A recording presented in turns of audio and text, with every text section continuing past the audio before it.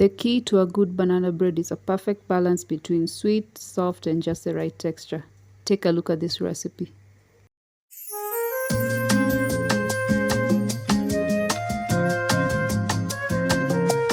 Mash 2 ripe bananas in a bowl.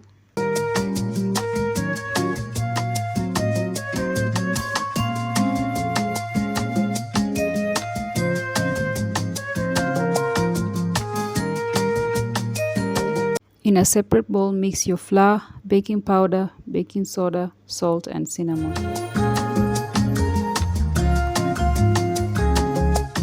In another bowl, mix your warm milk, oil, and sugar.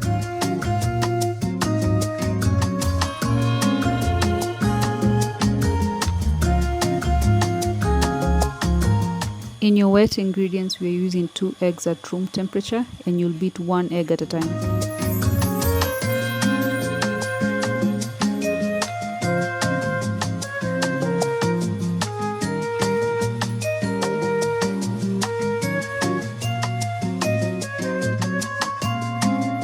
You'll add your flour mix and mashed bananas to the wet ingredients bit by bit.